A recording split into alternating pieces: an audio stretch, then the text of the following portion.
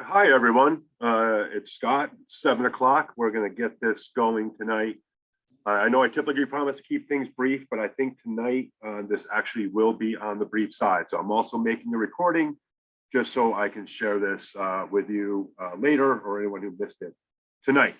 So just to hop right in, I have just a list of topics to show tonight. So this is what we're going to be looking at. I'm going to start off first with discussing the financial aid packages, also leading into financial aid appeals.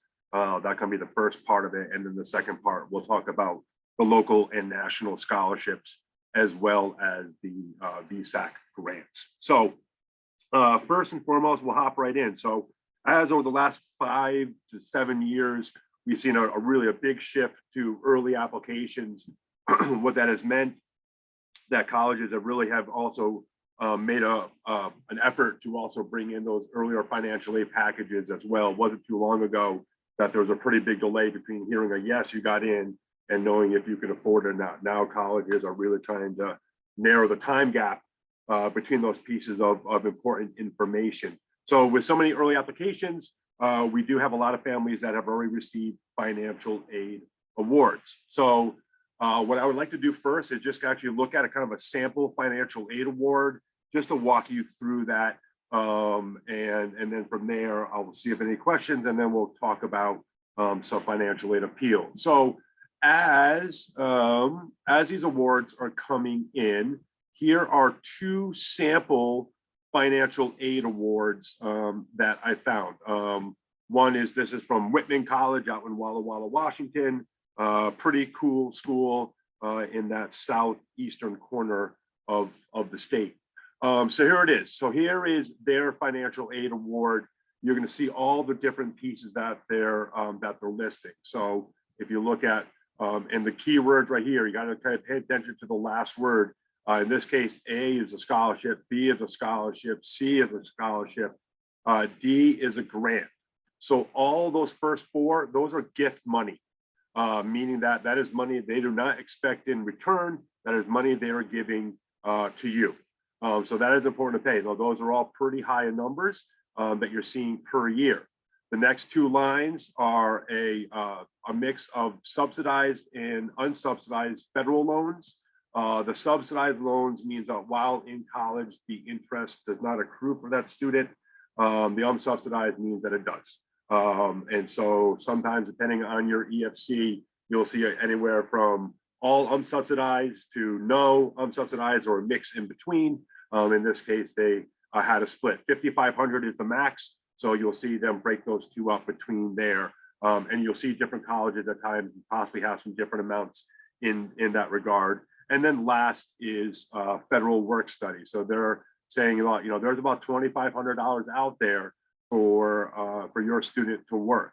Now, when you're looking at minimum wage for that job, you could divide that number in the 2,500, and you are looking at a decent amount of time that they're expecting in return for that federal work study. So that's not money they're giving you right now. That's money that's kind of there for you if you want to work for it. So you got to kind of keep that in mind as we move to the next part of this.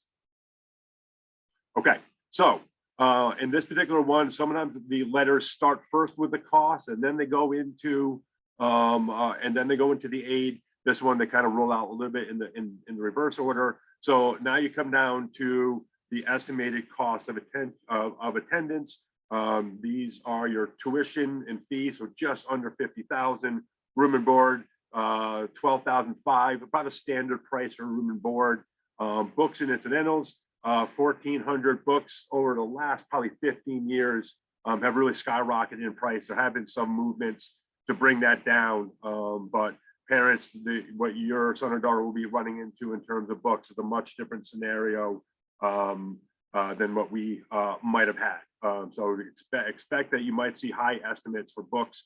Again, there are some ways to keep the cost down, but that's going to be put in there. And then travel, that's going to vary. If you were going from Vermont to Walla Walla, Washington, if you're getting one flight for $250, that's amazing.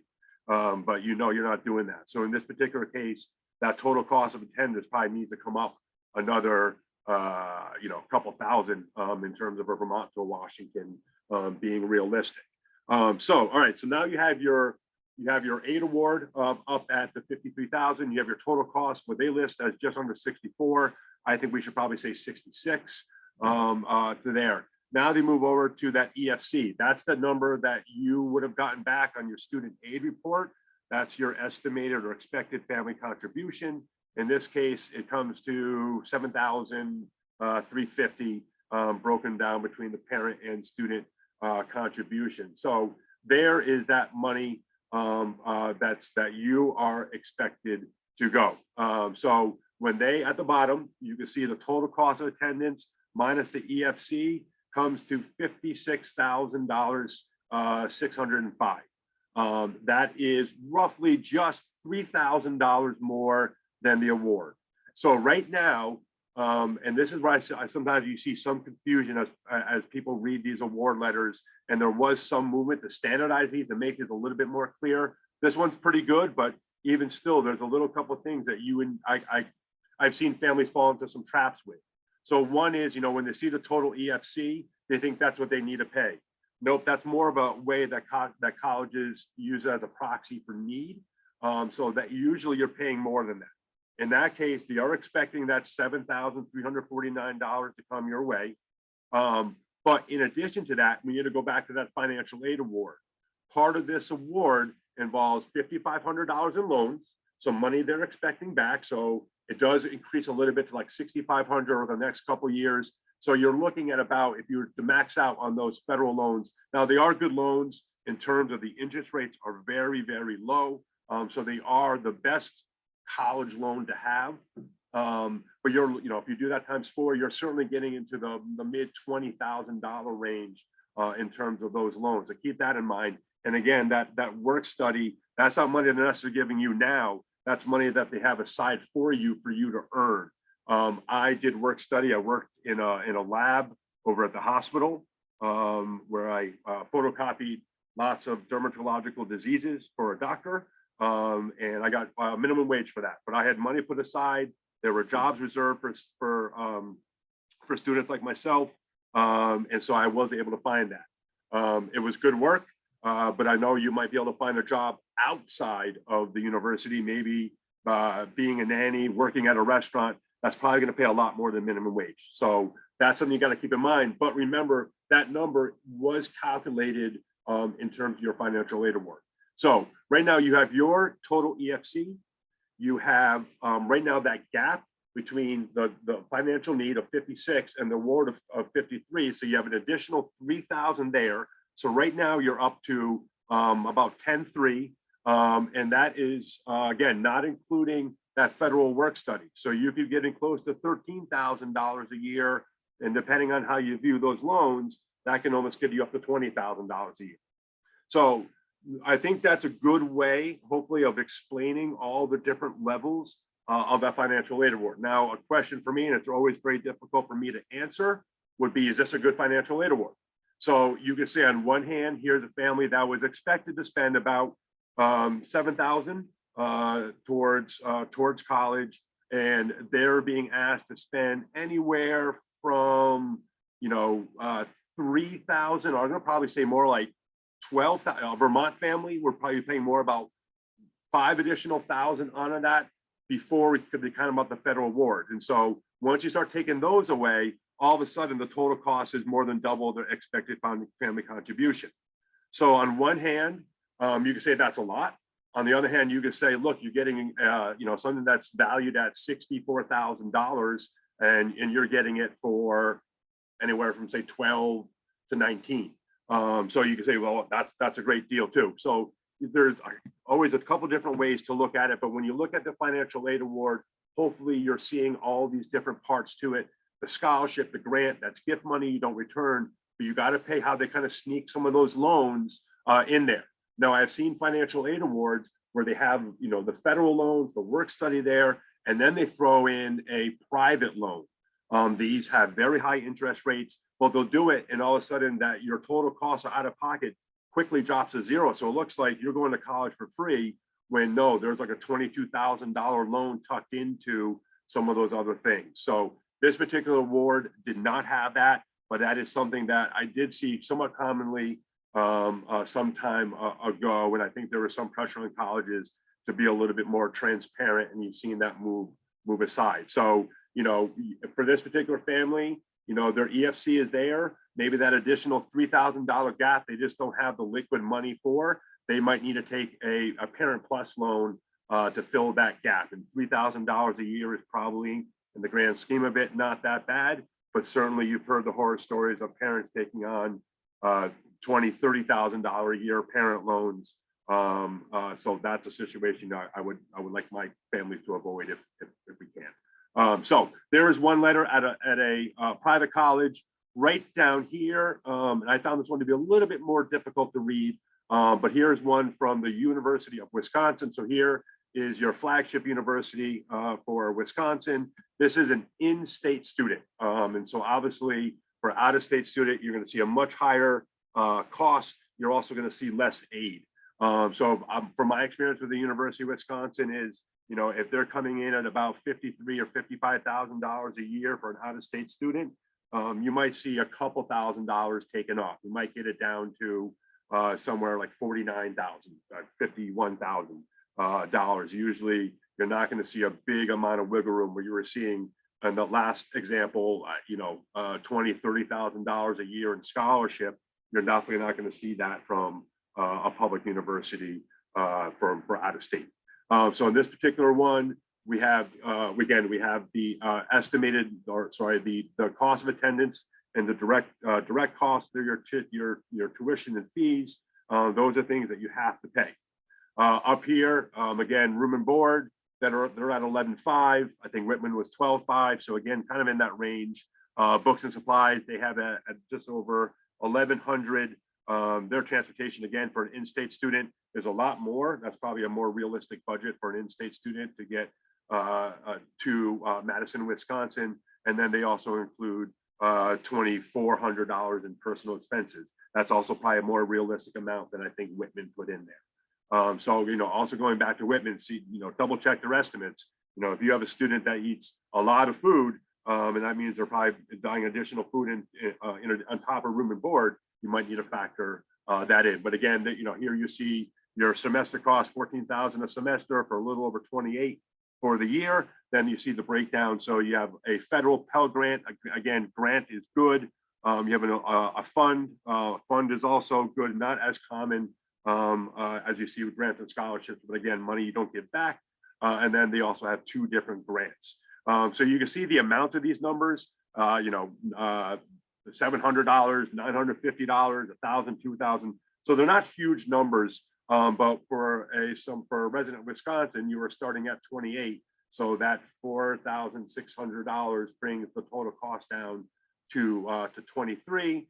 And then this one kind of parses out the scholarships and the loans if they take it. So this student, again, $5,500 in loans would be there if they wanted to, and that's going to bring that cost down for the student. So you're looking at that total cost, but again, that total cost down there is going to include those loans. So you got to kind of keep that in mind. That cost plus you know, accruing you know, $6,000-ish a year in loans. So there are two financial aid awards, just to kind of give you an idea of the things to look for.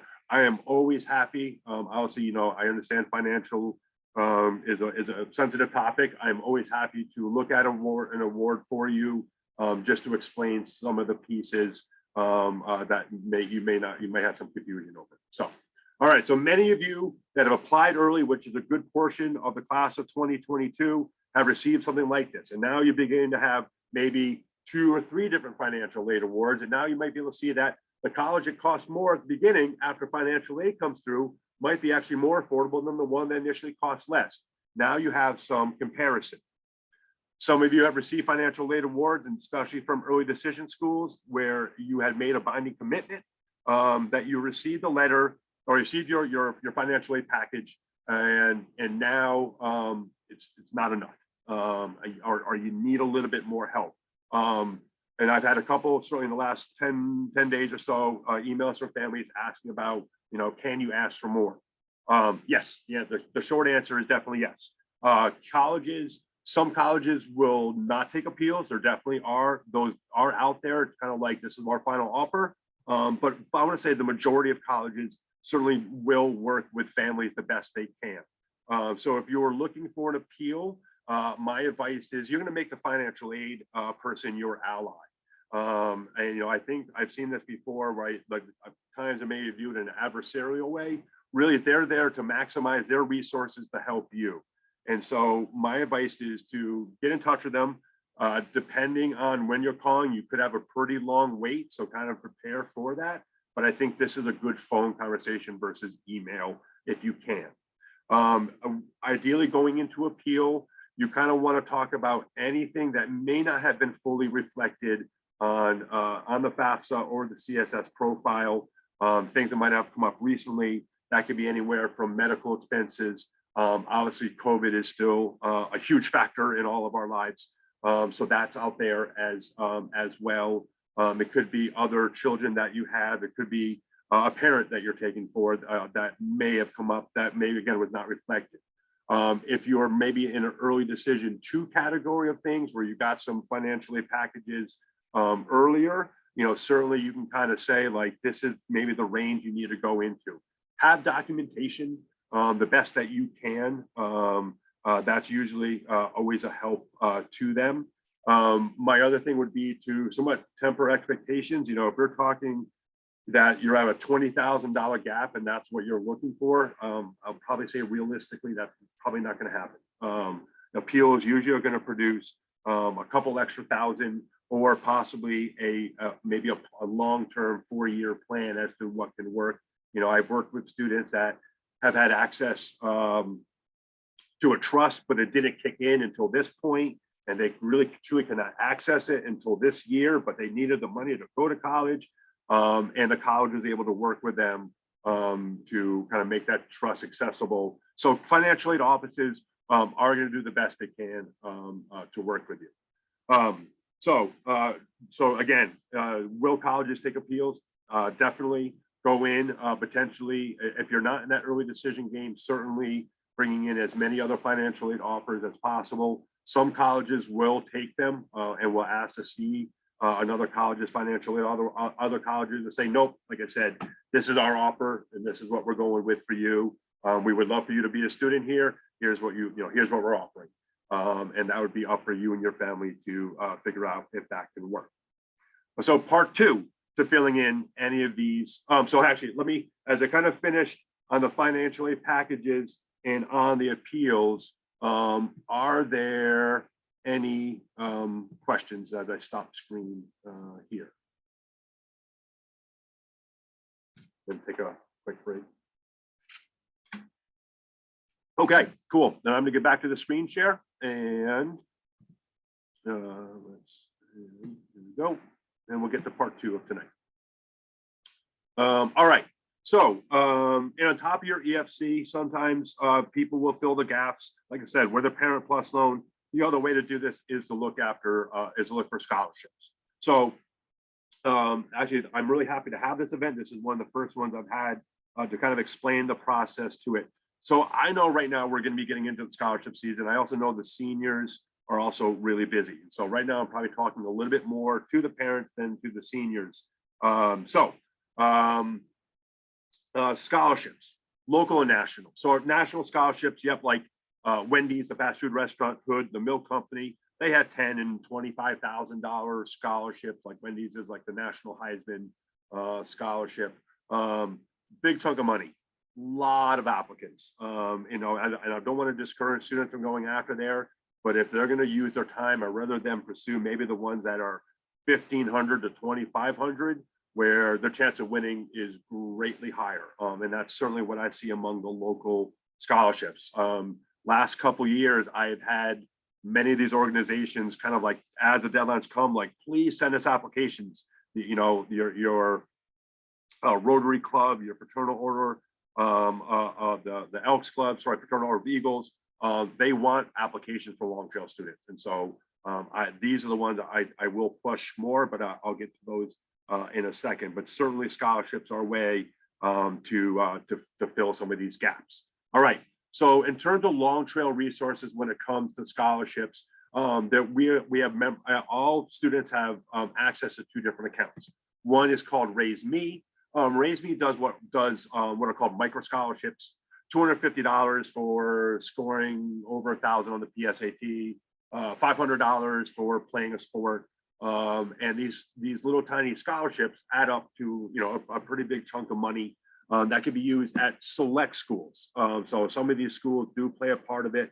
Some students this has worked out well for, other ones not as much. It kind of depends on where you're looking. But here's certainly a way to accrue scholarships for stuff that most likely you have already done. Get an A in a course, that kind of thing. So that is one website that students do have access to. Another one is called Going Merry. All Long Trail students have a Going Merry account. This is kind of cool. This is kind of like a common app for scholarships. And so you're going to fill out one scholarship application, and then you're able to shuttle that out to a variety of different scholarships. Around this time, I start getting a monthly email of scholarships with January deadlines, scholarship with February deadlines. So they can move that through. You can also search for there. So certainly this is one way to go about a scholarship search that's a little bit more regional into national, but this has worked well. It's a relatively new, I would probably say 4, maybe 5 years old. So it's still picking up steam, but I definitely encourage students to take advantage of Going Merry. On the next step, kind of bringing again a little bit more local, that we have a long list of local scholarships. And what you can see here, and let me see if I can just blow that up a little bit. Cool. All right. So again, some of those scholarship resources I just talked about, in addition to Going Merry, FastWeb has long been one that's been around. Scholarships.com as well. I think some people on my side are as big of a fan as that, but certainly Going Merry I do like. Right now, we have all these different local scholarships, and you're going to see deadlines for these. Usually are going to be in that April to May deadline, a couple March. So I think you'll see the Bat and Kill Fraternal Order of Eagles late March, the George Coleman March 1. So again, that kind of March through May is that scholarship time. How can you get access to these scholarships? Well, it's a shared drive that I will be updating as they come in. So this is last year's. As soon as they come in, I will start updating the versions for 2022. But again, I'm showing you this now just to give you an idea of the options that are out there. In addition to there are a couple different local loan companies that offer Cooper Kelly and Olin Scott, both out of the Bennington area. These are ones that do some very low interest rates. They're not high. If you're looking for like over $10,000, this is not the place. It's more going to be a smaller amounts than that. But the interest rates are really quite favorable. And these are 2 different ways. So those applications will also be there as well. But I'll be sharing that later this week, a new folder for parents, and I'll try to get it onto the Google Drive. Most of these are going to require a letter of recommendation and a transcript, as well as a student writing, an essay or 2 and filling out a short application. So what I ask the students is just to give me a little bit of heads up as we go through this, so that I can start preparing those things. But some of these, and you'll see on the local scholarship list, you will see that there are some criteria. I just today got my the Stephen Phillips updated one, and again, that is for a student from the New England states who has financial need. So that one just kind of came in today, as well as a GPA average, and you also have had to have some employment history. So some of these, like the Manchester Garden Club, if people are going to say, well, I'm not into gardening. Well, they're pretty broad because again, they want applicants. So if you're going into environmental science, like that's the kind of thing. If you're going into horticulture, they would like you to apply. So kind of don't eliminate yourself I want you to kind of push the criteria as much as possible in looking at these. But again, you can also see some of the financial aid amounts that are with here. You know, 500 to 1,500, 1,000. I think the other ones are 1,500, 1,000. There's a big one for 5,000. Again, that's first generation or Native American students entering into a STEM major, but that's also out there as well. So there are a list of these. You can see we're moving in. The more pressing one, and what really kind of kicks off the scholarship season, comes from VSAC. And VSAC stands for the Vermont Student Assistance Corporation. These have mid-February, early February deadlines. I want to say like February 11th. So coming into about a month out. I will be sharing these links again with the seniors. I did show these and hand out a couple of the workbooks that I had, but they really have moved this process much more online. You can get a PDF of it, but you can go ahead and look. There could be a county requirement when it comes to criteria. It might be students in the Bennington County going into nursing. So you do need to pay attention to those that are there. But what's nice is that they've moved this to an online process and it allows you to kind of apply to a handful using just one common application. And so VSAC scholarships, that's really the first one coming up. And there are, you know, while there are probably probably say 30 in the book, most students are probably going to be in the running for probably 2 or 3 in terms of the criteria. But again, I really encourage you to go through this and to see. So you can see here, you can get a PDF version of it, of the scholarships that are there. And February 11th is that deadline. If that is the thing I would focus right now with on is your senior are those VSAC scholarships. In addition to scholarships, VSAC does one other thing, and that is VSAC grants. And so these are for Vermont residents. And again, as you can see here, they're known as gift aid. So these are additional money that come from the state of Vermont. What's nice about these grants, a lot of states do these, but not all states do them in what's called portable. Portable means that you're able to carry them outside of Vermont. So you're going to college in New Hampshire, awesome. New Mexico, awesome. All these things are going to travel with you. They're typically not huge amounts, but you know, a couple extra thousand here or there, again, might close that gap or it might help reduce your EFC. So I really encourage that process. There's not really a deadline necessarily with the grants, but I certainly encourage students to get a start on it sooner rather than later. Either way, for both the grants and the scholarships, you're going to need a VSAC account. So might as well get started on that. That was my 4 topics of the night, 28 minutes.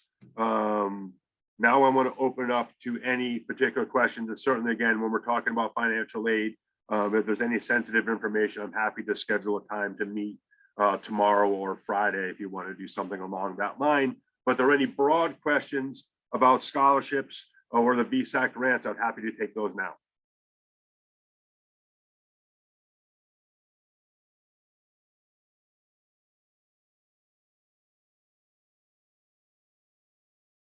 Okay, I'm going to take this as I did a pretty thorough job. Cool.